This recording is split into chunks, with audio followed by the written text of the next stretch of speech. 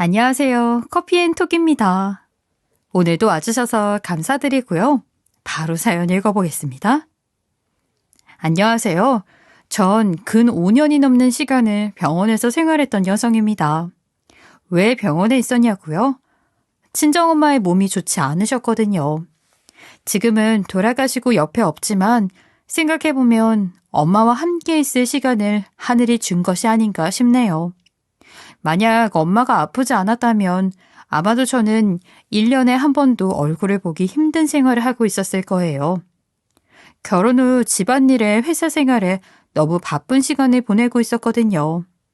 물론 엄마를 핑계로 가정에 소홀하거나 하지는 않았어요. 병원을 오가면서도 남는 시간에는 틈틈이 일을 해서 돈을 벌었거든요. 또 남편에게도 항상 직접 만든 요리를 해주었고요. 아무튼 엄마가 병원에 있다 보니 걱정에 도저히 집에서 있을 수만은 없었죠. 그런 제 상황을 염려한 엄마는 항상 올 필요 없다면서 저를 걱정했지만 저는 그런 저를 걱정하는 엄마가 더 걱정되었어요. 긴 시간 동안의 병원 생활은 사람을 지치게 만들기도 하니까요. 하지만 그런 제 걱정이 무색하게도 엄마는 병원에서 생활하는 긴 시간 동안에 한 번도 싫은 소리를 한 적이 없습니다. 그저 밖에 꽃이 피고 눈이 오는 모습을 창으로 보더라도 아이처럼 계절이 바뀌었다며 너무 예쁘다고 아이처럼 좋아했죠. 그런 엄마를 옆에서 지켜보는 제 마음은 편치 못했어요. 제가 뭔가 해줄 수 있는 일이라면 다 해주고 싶었어요. 이게 부모와 자식의 연이 아닐까 싶네요. 투병 중에는 생각보다 많은 것들을 알게 되었어요. 처음으로 듣는 가족사도 엄마에게 들을 수 있었어요. 우리 가족은요, 저와 부모님을 포함해 단 3명밖에 없는 단출한 가족이에요. 그래서 서로에게 더욱 애틋했고요. 엄마가 병원에 입원하기 전에 아버지가 먼저 돌아가셨지만 엄마는 항상 밝은 모습만 저에게 보여주셨죠. 저는 그게 너무나 고마웠어요. 아픈데 마음까지 슬픈 나날이 계속되면 나을 병도 못 낫는다는 말도 있으니까요. 어쨌든 엄마가 제게 들려준 우리 가족 외의 가족사는 처음 알게 된 사실이었어요. 왜냐하면 우리 가족은 다른 친척들과는 인연을 끊은 지 오래거든요. 여태까지 절대 비밀로 하던 사실을 이제야 알게 되었으니 듣고 나서는 왜 비밀로 했는지 알겠더군요. 부모님이 형제들과 인연을 끊게 된 건 함께 투자한 사업 때문이었어요. 당시엔 아빠 양식장 사업이 너무 잘 되고 있어서 엄마 형제들이 너도 나도 같이 사업을 하고 싶다며 우리 집에 계속 들락날락했다고. 그래서 마음 약한 부모님은 그런 형제들을 받아주었다고 하더군요. 하지만 일은 형제들이 사업에 뛰어들면서 생기게 되었죠. 사공이 많으면 배가 산으로 간다는 말 다들 알고 있을 겁니다. 이 속담처럼 아버지의 사업에 뛰어든 친척들은 너도 나도 입을 대기 시작했고 양식에 대한 전문가인 아빠의 방식을 아무도 따라주지 않았다고 해요. 답답한 마음에 아버지도 강경하게 대응했지만 쪽수로 의견이 밀리는지라 도저히 본인의 방식대로 일을 진행할 수 없었다고 하네요. 그렇게 친척들 방식대로 양식 사업을 진행했는데 1년도 못 가서 부도를 맞고 온 식구가 힘들어지게 된 거죠. 하지만 친척들은 사업이 망하기 직전에 오히려 아버지를 탓했다고 했습니다. 자네가 이 망할 사업에 우리를 끌어들여서 지금 다 망하게 생겼어. 아유, 그러게 왜 같이 하자고 했나? 다 같이 못할 것 같으면 애초에 우리 제안도 받아들이지 말았어야지. 사람이 이렇게 판단력이 없어서야. 이제 2번 다시는 서로 얼굴 보는 일이 없었으면 좋겠군. 빚은 각자 알아서 처리하지. 우리가 빚까지 같이 처리해주는 것만으로도 고맙게 여겨. 친척들의 말에 부모님은 큰 충격을 받았다고 해요. 그도 그럴 것이 본인들이 잘못한 것은 사실 아무것도 없으니까요. 그래서 엄마는 그런 친척들의 태도를 보고 이제 형제들을 안 보고 살겠다며 아버지에게 펑펑 울며 매달려서 말했다고 하더군요. 그래서인지 아빠는 항상 나에게 이 말을 강조하셨죠. 우리 딸, 네가 앞으로 얼마나 많은 시간을 살아가야 할지는 모르겠지만 결혼하고 너도 짝을 만나게 되겠지. 그렇다면 아빠가 해주는 말을 잊지 말고 살아라. 네가 좋은 사람이라 생각한 사람일수록 절대 돈과 관련된 거래는 하지 마. 돈이 얽히는 순간에는 좋은 사람도 악인으로 변할 수 있단다. 내 말 잘 새겨들어. 그리고 덧붙여서 말씀하셨어요. 네가 직접 경험할 것 없이 옆에 우리만 봐도 알 수 있어. 부모가 자식의 거울이라는 말도 있지 않니? 그러니 이 아빠는 네가 절대 우리 같은 어려움 없이 살았으면 하는구나.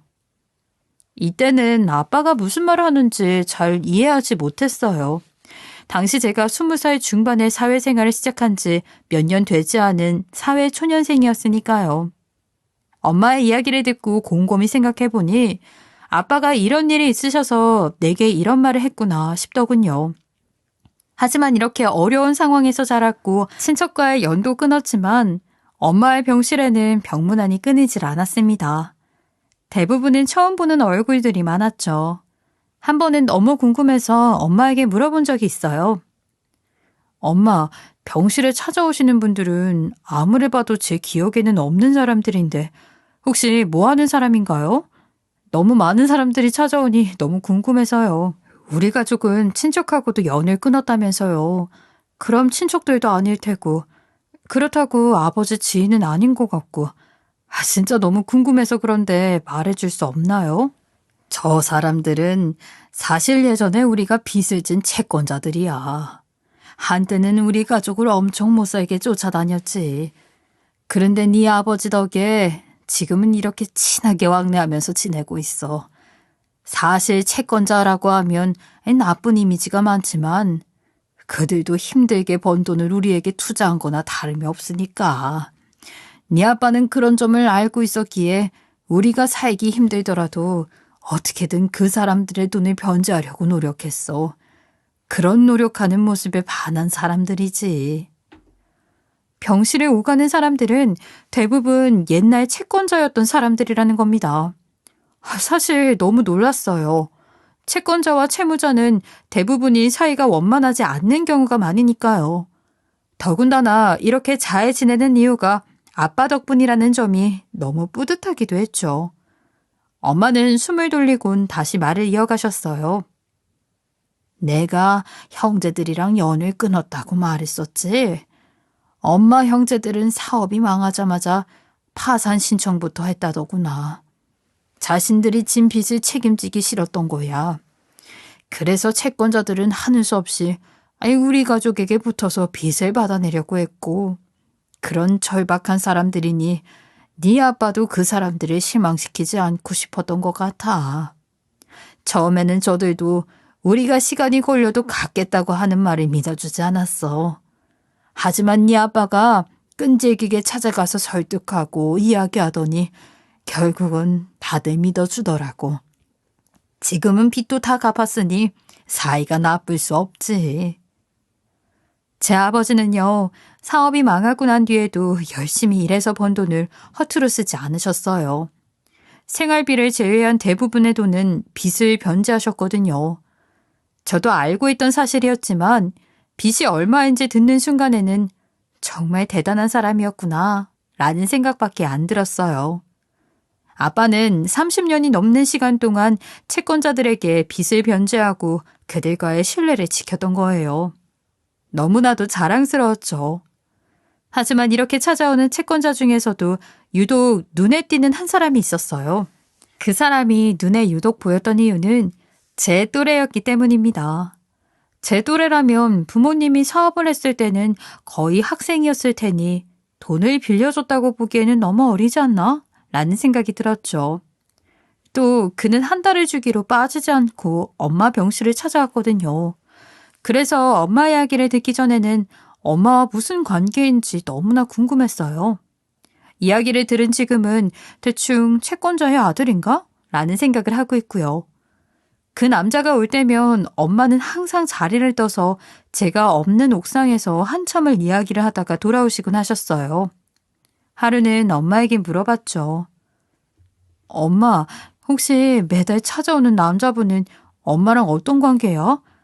채권자라기엔 너무 젊어 보여서. 채권자의 아들인가? 엄마처럼 몸이 불편하셔서 직접 못 찾아오는 사람도 있는 건가요? 그러나 엄마는 제 질문에 대답하기 곤란하다는 듯이 흘리면서 말해주었어요.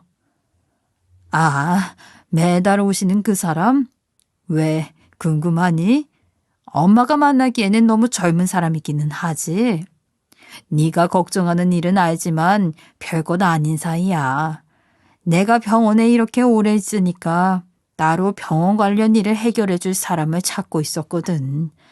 때마침 채권자 아드님이 그런 일을 하고 있다고 해서 부탁했지.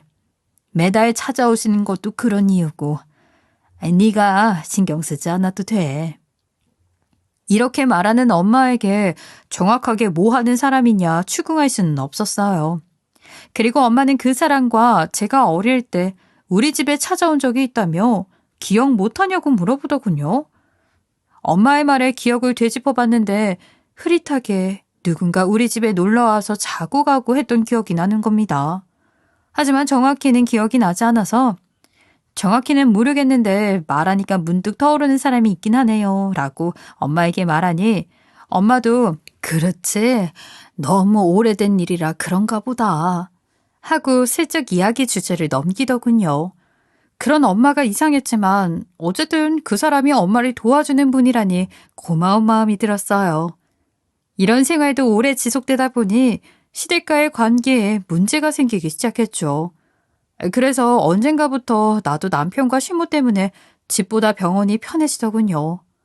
남편은 이골이 난다면서 이제는 병원에 찾아오지도 않거든요. 아무리 그래도 본인의 장모님인데 이골이 난다는 남편이 그리 좋게 보이지는 않았죠. 또 시모는 남편보다 더한 태도로 혀까지 끌끌 차면서 돈 나올 구석도 없는데 뭐하러 가냐며 이제는 무시로 일관하고 있고요. 물론 이 두 사람도 처음부터 이런 태도를 보였던 건 아니에요. 시모는 예전에는 제가 병원에 간다고 하면 이렇게 말했어요. 아, 예. 사돈 병원에 매번 갈 때마다 보니까 비싼 과일 바구니가 많이 보이더라. 네 아버지가 사업하셨다더니 제법 규모가 되었던 모양이지. 우리도 시댁인데 빈손으로 가기는 좀 그렇고 병원에 들고 갈 만한 선물이라도 없는지 한번 확인해 봐라. 내 말 무슨 말인지 알지? 처음에 엄마 병원에 방문했던 시모는 들어오는 선물이 고급지다는 것을 눈치채고는 오히려 제게 친정엄마에게 잘해야 한다며 뭐라도 하나 더 챙겨서 가라곤 했어요. 하지만 병원을 다니면서 무슨 소문을 들었는지 날이 갈수록 사람이 변해갔죠. 내가 저번에 병원에서 소문을 들었다. 네 엄마 병원에서도 돈이 안 되는 환자라고 과시 받는다며? 아, 병실에 있던 그 비싼 선물들은 그냥 비지떡 같은 뭐 그런 거냐? 넌 왜 네 집안 사정에 대해서 입도 뻥끗 안 해? 아무리 시댁이라도 봐주는데 한계가 있는 거다. 네가 벌써 병원에 들락날락 한다고 일도 안 한 지 벌써 1년이 넘었다. 이만하면 된 거 아니냐? 적당히 하는 게 좋겠구나. 제가 일을 쉬는 시간이 길어지면서 시모의 말은 나날이 도를 지나치기 시작했어요. 그리고 최근에 들어서는 막말이라고 생각될 정도의 말을 내뱉더군요. 야, 너 지금 병원에서 오는 길이지?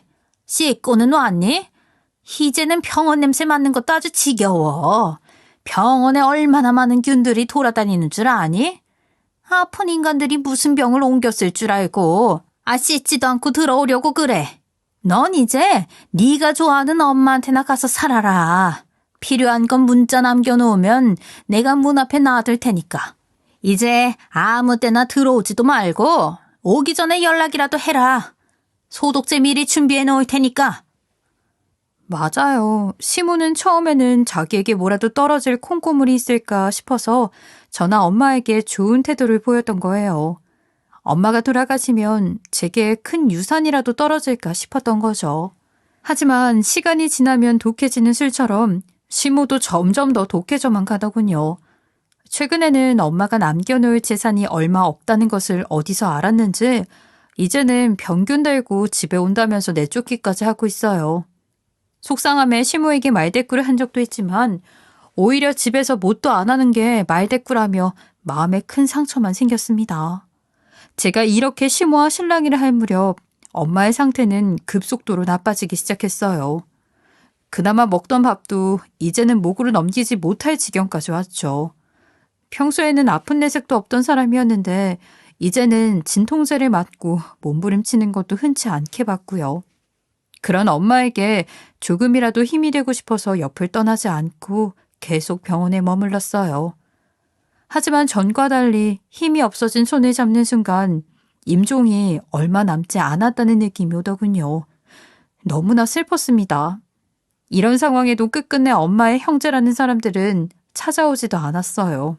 끝까지 나 하나밖에 곁을 지키지 않는 엄마의 상황을 보고 있으니 너무나 안타까웠어요.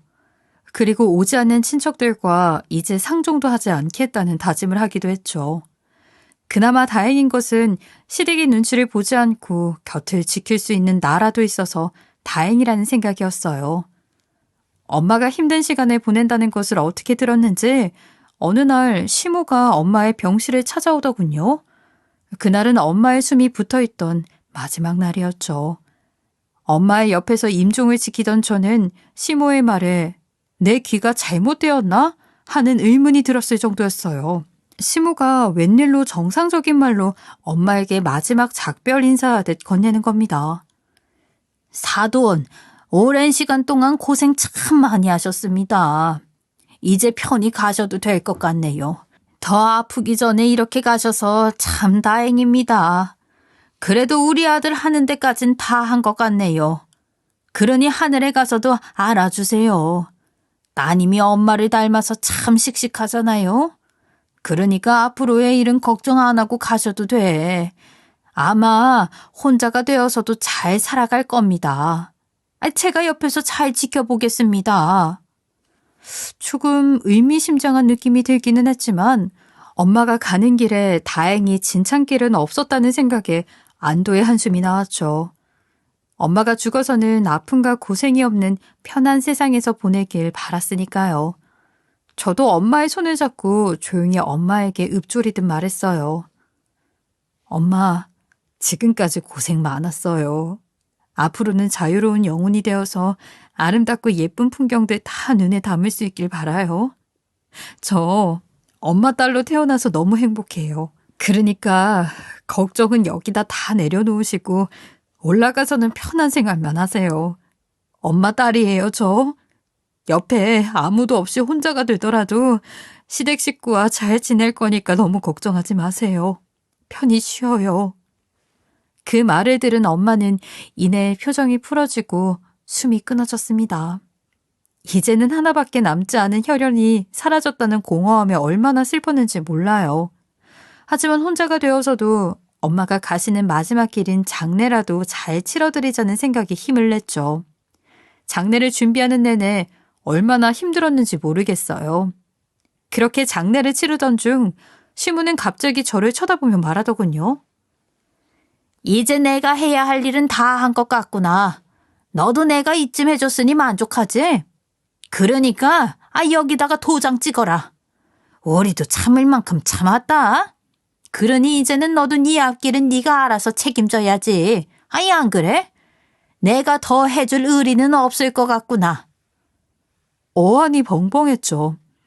갑자기 저를 쳐다보며 묵은 먼지를 털어내듯이 말했으니까요. 시무만 이랬으면 그래도 충격을 덜 받았을 거예요. 하지만 세상은 호락호락하지 않더군요. 멍하니 서 있는 저를 보던 남편도 시무보다 한술 더 뜨더군요. 맞아. 내가 지금까지 얼마나 힘들었는지 알아? 그 병원에서 누워있던 사람을 돌본다고 금이 나와 돈이 나와. 네가 집안일도 내팽개치고 장모님 보러 간다고 했던 게 자그마치 5년이 넘어. 이쯤 했으면 나도 남편으로서 도리는 다 한 것 같은데.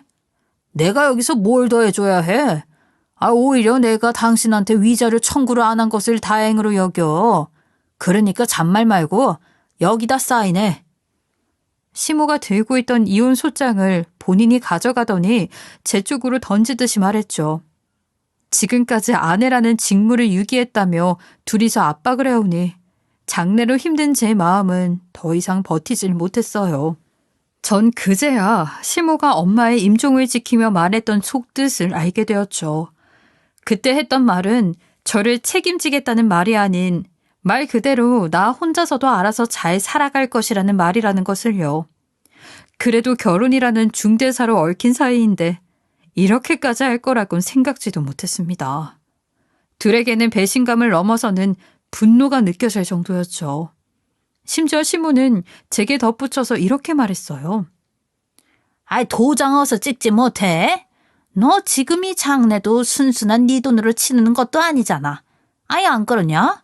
우리가 이 정도 해준 것만으로도 감사할 줄 알아야지. 지금 주변을 둘러봐라.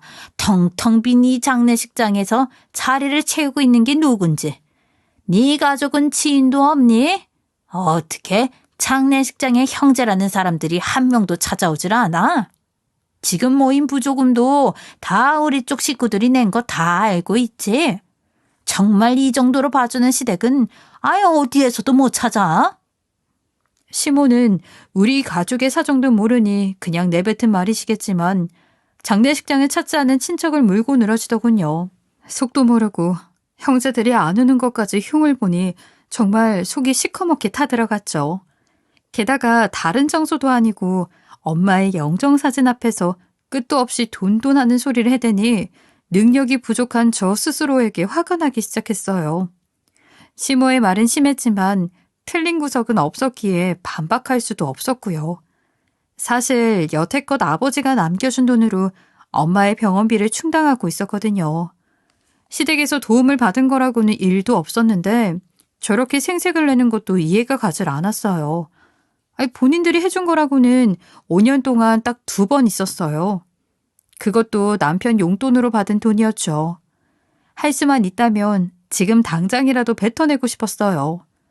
하지만 당장은 남은 병원비를 내고 장례 비용으로 사용하느라 여유롭지 않았죠. 저는 어쩔 수 없이 시모의 말을 들으면서 그냥 멀대같이 서 있을 수밖에 없었어요. 그렇게 서서 시모의 말을 듣고 있는데 매달 병원을 찾아오던 동갑이라는 남자가 조문을 왔어요. 장례식장의 분위기가 이상하다는 것을 눈치챘는지 조용히 저에게 작게 인사를 하고 맞절을 해주더군요. 맞절이 끝나고 허리를 펴는 순간 제 앞에 뭔가가 보이더군요. 거기에는 통장 하나와 그 위로 본인의 명함처럼 보이는 것이 겹쳐서 있었습니다. 그는 말 한마디도 하지 않고 그 2개를 건넨 다음에 장례식장을 유유히 빠져나갔죠.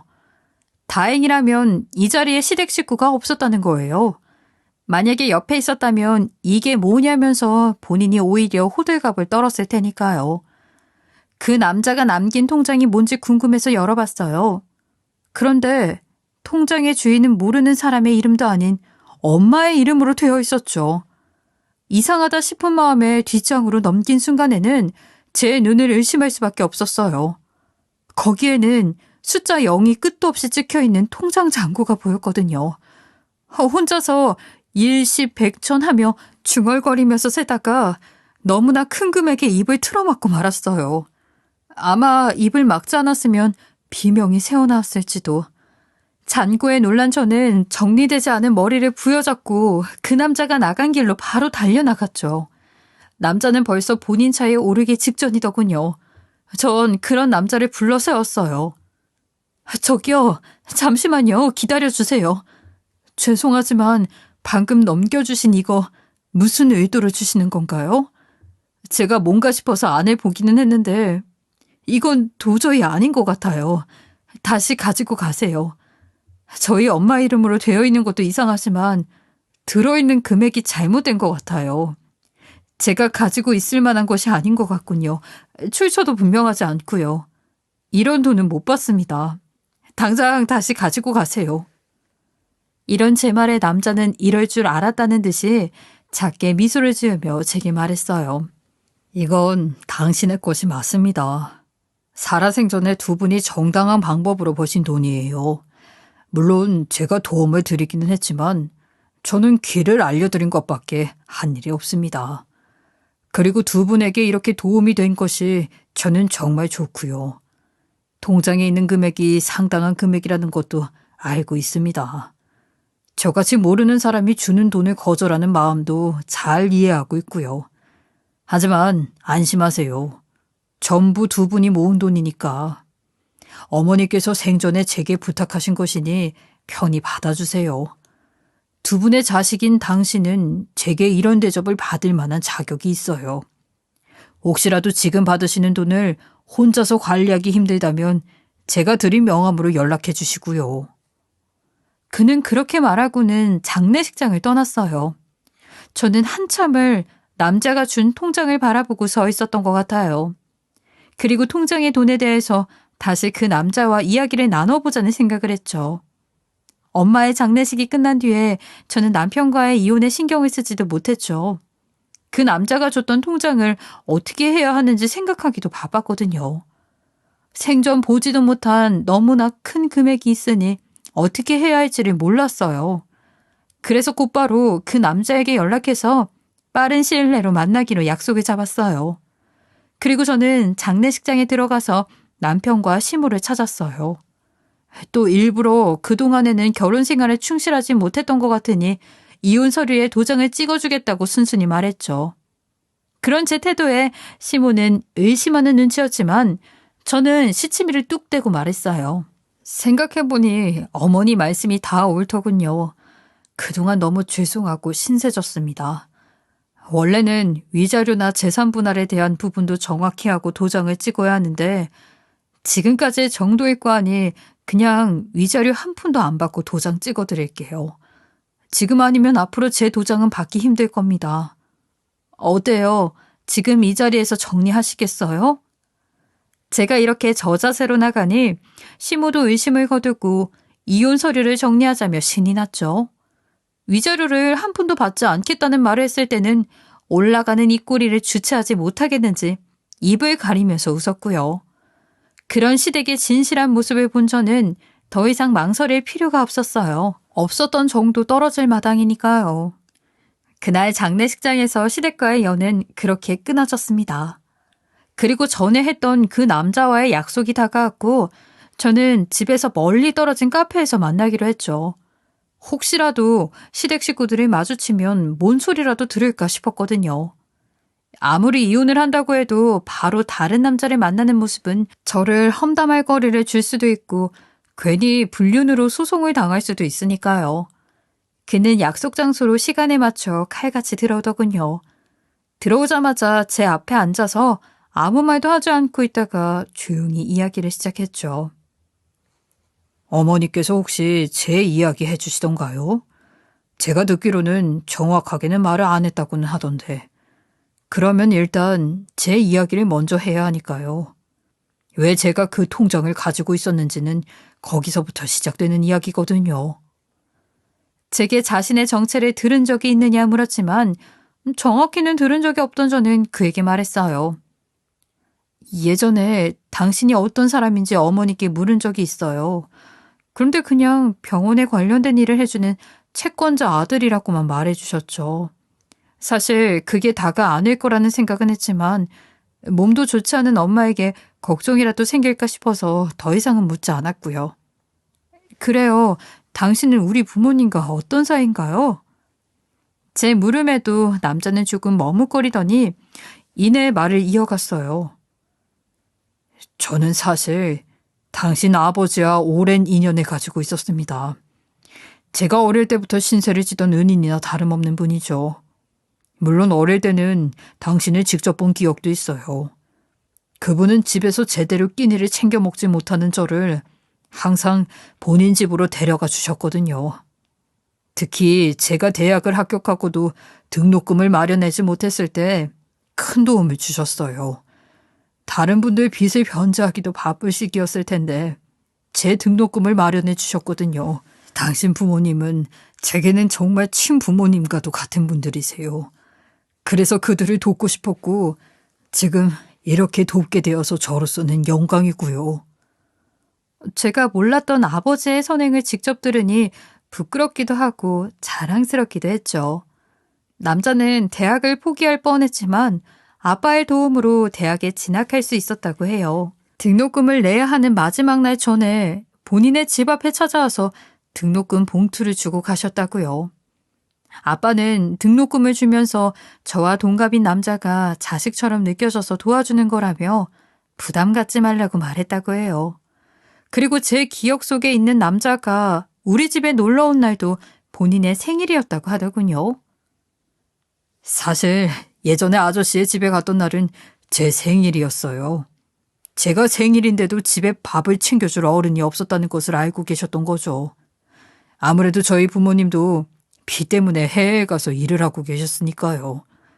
비록 아저씨는 우리 아버지의 채무자였지만 한편으로는 제가 아저씨에게 부채감을 느끼고 있던 채권자 같은 기분이 들었던 것도 같네요.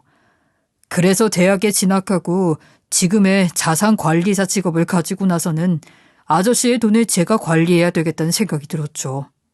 저도 아저씨네 도움이 되고 싶었으니까요. 남자도 저와 비슷한 상황의 어린 시절을 보냈던 것 같더군요. 우리 아빠의 빚 때문에 집이 힘들어지면서 본인의 아버지도 돈을 벌기 위해 해외로 나갔다고. 그 덕에 우리 아빠를 만나게 되었고 현재 본인의 직업을 가질 수 있었다고요. 그렇게 관리하던 돈은 몸집을 불려나갔고 지금의 금액이 되었다고 하더군요. 아빠에게 고마움을 갚으려고 시작한 일이 이렇게 큰 돈이 되었고 엄마는 그 사실을 알고서 시댁이 저를 괴롭힐까 싶어서 남자에게 미리 부탁을 했던 겁니다. 전문가인 남자의 도움이 없었으면 돈을 불리긴 불가능했을 거예요.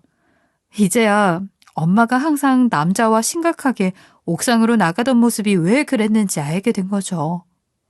이제 저는 떳떳한 마음으로 이혼을 위해 법원으로 향했어요. 그렇게 법원에서 이혼이 확정되는 순간 남편과 완벽하게 남남이 된 바로 그 순간 저는 시댁 식구에게 80억이 든 통장을 보여줬어요. 처음에는 왜 이런 것을 보여주나 싶어서 의아해하던 시모는 통장의 잔고를 보고는 눈이 개구리만큼 커지더군요. 그러고는 제가 보는 앞에서 손가락을 들어 0이 몇 개냐며 세어보기 시작했죠. 그렇게 억이 넘어 10억을 말하는 순간에는 목덜미를 잡고 쓰러져서 서로 잡아주고 난리가 났었어요. 그런 그들이 무슨 짓을 하던지 상관없이 저는 봉투를 하나 그들에게 툭 던져줬죠. 그리고는 둘에게 말했어요. 이걸로 계산은 끝이네요. 당신들이 제게 줬던 돈은 거기에 고스란히 들어있으니 알아서 들고 가세요. 마지막까지 정말 속물 같은 모습 잘 구경했습니다. 과거에 제가 어떻게 당신들과 살았는지 모르겠네요. 그래도 이제는 서로 마주치기도 어렵겠어요. 아무래도 사는 세계가 달라졌으니 이젠 지나가다 보기도 힘들겠죠. 안 그래요? 2번 다시 제 눈앞에 안 보였으면 좋겠군요. 아, 그리고 미리 말해두는 건데 내 돈 뺏으려고 재산분할 소송 같은 건 다시 할 생각도 하지 마세요.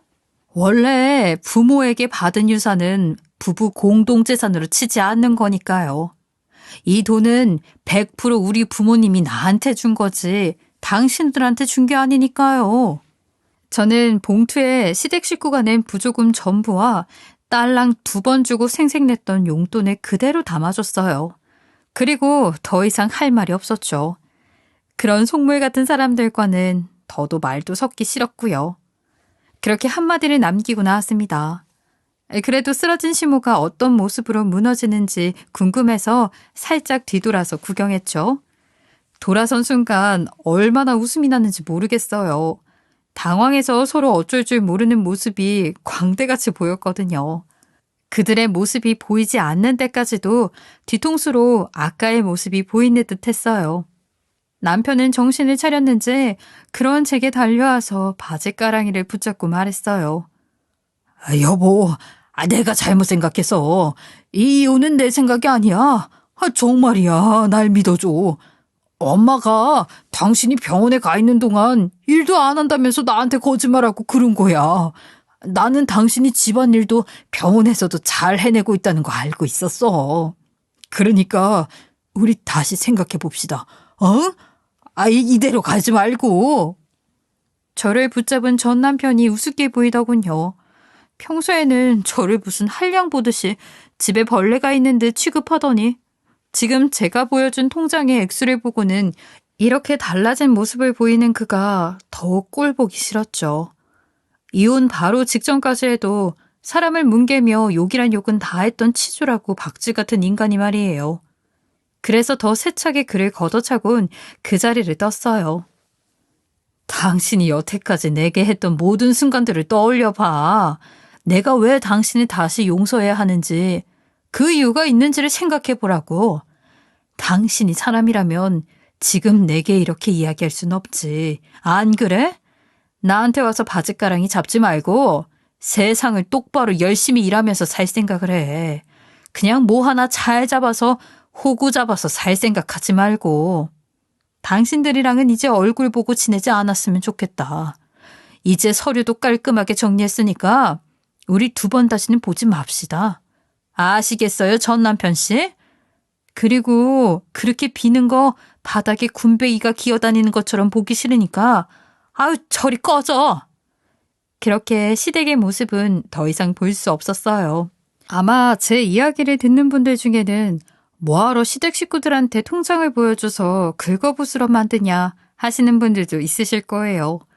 이전 시댁 식구들이 제 돈을 보고 절 귀찮게 하고 달라붙을 게 뻔한데 왜 그랬냐고요. 그런데 제 서럽고 억울한 심정을 이렇게라도 이전 시댁 식구들에게 갚지 않으면 속에서 우라가 치밀어 화병이 날 것 같았어요. 그동안에도 제가 화병으로 몸이 많이 안 좋았거든요. 근데 통장을 떡하니 보여주고 나니까 그 화병이 싹 사라진 거 있죠. 그리고 어차피 저는 이전 시댁이 발도 디디지 못할 지역으로 이사를 할 계획이었거든요. 그것도 아무도 모르는 외국으로요. 부모님이 남겨주신 재산은 외국에 집을 구하고 나서 전액 다시 그 자산관리사 남자에게 맡겼어요. 돈과 관련된 일에는 조심하라는 부모님의 유언이 있었지만 이 남자는 정말로 믿음직하다는 생각이 들었거든요. 남녀 사이라 오해하는 분들도 있겠지만 지금은 그와 좋은 친구로 지내고 있어요. 가끔은 돌아가신 부모님의 이야기도 하면서 과거를 돌아보기도 하고요. 지금은 가족이 없는 제 옆에 외롭지 않게 머물러주는 고마운 친구이기도 합니다. 참, 돈은 자산관리사 친구에게 맡겼다고 했잖아요. 부모님이 남겨주신 돈으로 통쾌한 복수도 했고 살림도 조금은 풍족해졌으니 이제는 남을 돕는 데 사용해 보려고 해요. 부모님이 친구를 도왔던 것처럼요. 먼저 가신 부모님도 제가 이 돈을 오로지 제가 잘 사는 데 쓰라고 남겨주신 것은 아니라고 생각해요. 가정교육을 그렇게 받지도 않았고요. 그래서 지금은 친구와 함께 어디에 쓰면 좋을지 이야기하고 있어요. 최근에는 어느 정도 저축한 돈의 이자로 불우이웃을 돕는 것이 어떻겠냐는 의견을 들었죠. 정말 괜찮은 아이디어라고 생각해서 친구의 의견대로 불우이웃도 돕고 있어요. 제가 가진 돈을 전부 좋은 일에 쓰기는 사실 어렵다고 생각하지만 친구가 열심히 관리해주면 제가 받았던 돈 전부를 사회에 쓸 수 있는 기회가 생길 수 있지도 않을까요? 그리고 요즘은 돈으로만 남을 돕는 것이 아닌 봉사활동도 열심히 다니는 중입니다. 사람이 물질적으로 도움만 준다고 해서 모든 것이 해결되는 것은 아니잖아요. 제 친구도 물질보다는 사람의 정을 더 많이 받았다고 이야기했으니까요. 저도 남들에게 부모님과 같은 정을 나눠줄 수 있는 사람이 되기로 결심했거든요. 그래서 최근에는 외국으로 가기 전에 봉사활동과 사회복지에 관련된 자격증과 공부도 시작했어요. 사회복지는 나중에 나이가 들어 한국으로 돌아와서 쓰려고요. 비록 나 하나가 힘든 사람들을 돕고 있는 것이지만 하나가 열이 되고 열이 백이 되어서 결국에는 많은 사람들이 서로의 정을 나누며 살 수 있는 사회가 오지 않을까 생각도 됩니다. 부모님의 말씀처럼 큰 돈을 함부로 쓰면 좋지 않은 인연들이 생길 수 있으니 항상 조심하고 있어요. 자산관리사 친구도 이런 제 의견에 동의하고 있고요. 당장에 큰 재산이 생겼다고 해서 놀고 있지는 않습니다. 저는 현재 과거에 했던 일을 병행하면서 복지에 대한 공부를 하고 있어요. 당장은 떠오르지 않지만 유산을 어떻게 하면 좋은 일에 쓸 수 있을지 더 생각해 보려고 애쓰는 중이기도 하고요. 과거의 힘든 일로 인해서 현재를 포기하려는 친구들에게 저는 조금이나마 힘이 되는 사람이 되고 싶어 오늘도 노력합니다. 제 소소한 이야기를 들어주신 여러분들에게도 행운과 행복이 넘쳐나시길 바라며 늘 건강하세요. 감사합니다. 지금까지 커피앤톡이었습니다. 오늘도 끝까지 함께 해주셔서 감사하고요. 다음 영상으로 또 찾아뵙겠습니다.